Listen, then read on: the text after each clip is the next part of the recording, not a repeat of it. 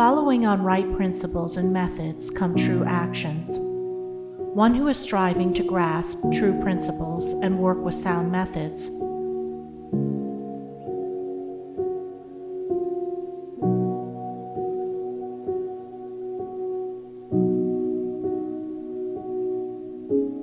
will soon come to perceive that details of conduct cannot be overlooked, that, indeed, those details are fundamentally distinctive or creative, according to their nature, and are of deep significance and comprehensive importance.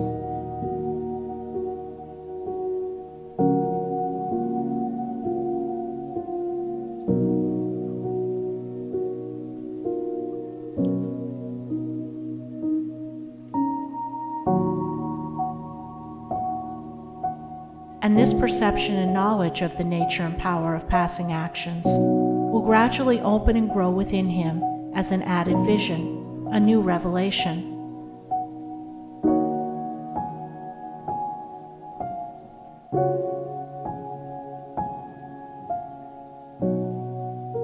As he acquires this insight, his progress will be more rapid, his pathway in life more sure, his days more serene and peaceful. In all things, he will go the true and direct way, unswayed and untroubled by the external forces that play around and about him.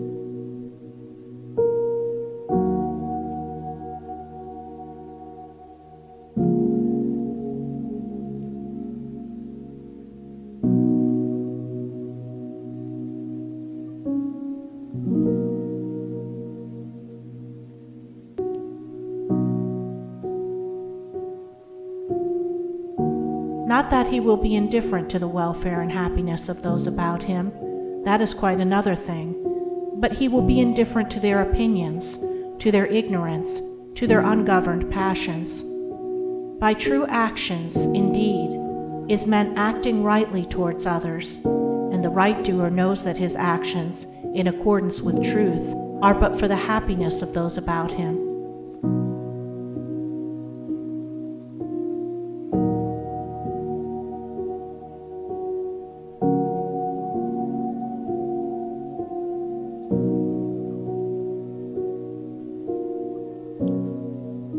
And he will do them even though an occasion may arise when someone near to him may advise or implore him to do otherwise.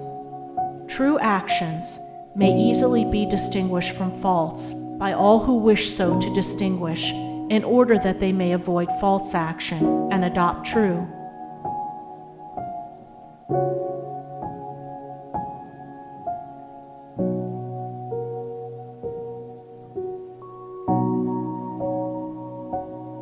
As in the material world, we distinguish things by their form, color, size, etc., choosing those things which we require, and putting by those things which are not useful to us.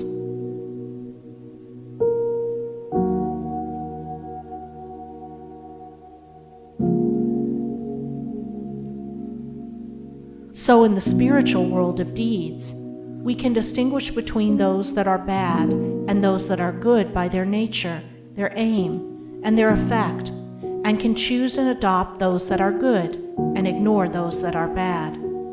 In all forms of progress, avoidance of the bad always precedes acceptance and knowledge of the good.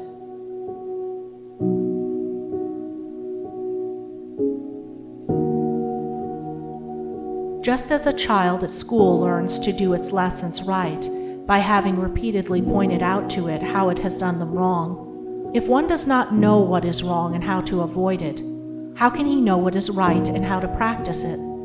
Bad or untrue?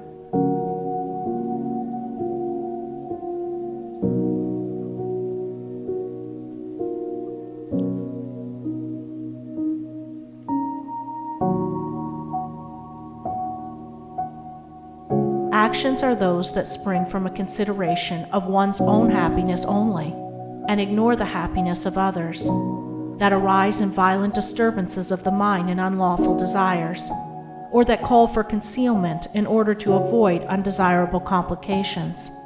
Good or true actions are those that spring from a consideration for others.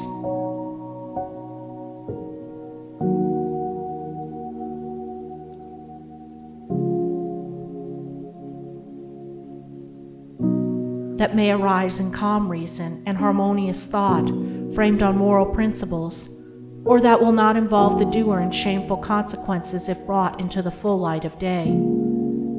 The right doer will avoid those acts of personal pleasure and gratification which by their nature bring annoyance, pain, or suffering to others.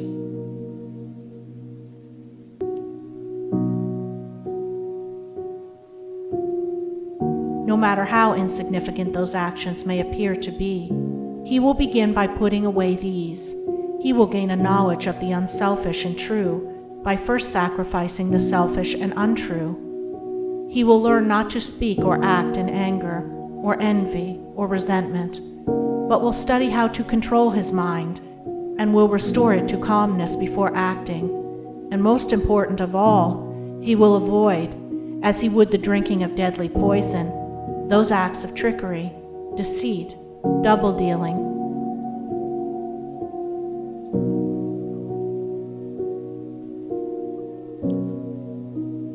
In order to gain some personal profit of advantage, and which lead, sooner or later, to exposure and shame for the doer of them. If a man is prompted to do a thing which he needs to conceal,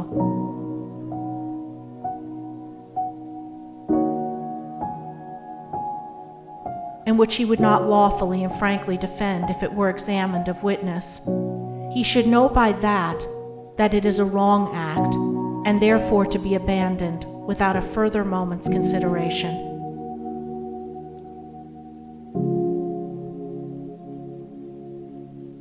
The carrying out of this principle of honesty and sincerity of action, too, will further lead him into such a path of thoughtfulness and right doing as will enable him to avoid doing those things which would involve him in the deceptive practices of other people.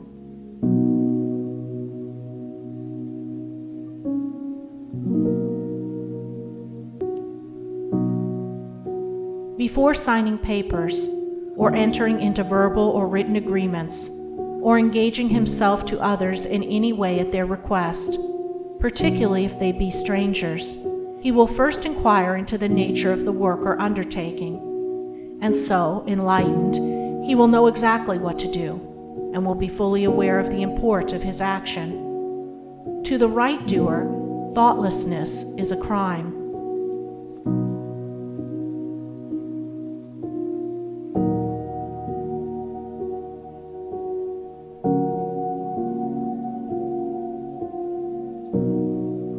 Thousands of actions done with good intent lead to disastrous consequences because they are acts of thoughtlessness. And it is well said that the way to hell is paved with good intentions. The man of true action is, above all things, thoughtful. Be ye therefore wise as serpents and harmless as doves. The term thoughtlessness covers a wide field in the realm of deeds. It is only by increasing in thoughtfulness that a man can come to understand the nature of actions, and can, thereby, acquire the power of always doing that which is right. It is impossible for a man to be thoughtful and act foolishly. Thoughtfulness embraces wisdom. It is not enough that an action is prompted by a good impulse or intention. It must arise in thoughtful consideration, if it is to be a true action. And the man who wishes to be permanently happy in himself and a power for good to others must concern himself only with true actions. "I did it with the best of intentions" is a poor excuse from one who has thoughtlessly involved himself in the wrongdoing of others. His bitter experience should teach him to act more thoughtfully in the future. True actions can only spring from a true mind, and therefore while a man is learning to distinguish and choose between the false and the true, he is correcting and perfecting his mind, and is thereby rendering it more harmonious and felicitous, more efficient and powerful. As he acquires the inner eye to clearly distinguish the right in all the details of life, and the faith and knowledge to do it, he will realize that he is building the house of his character and life upon a rock, which the winds of failure and the storms of persecution can never undermine.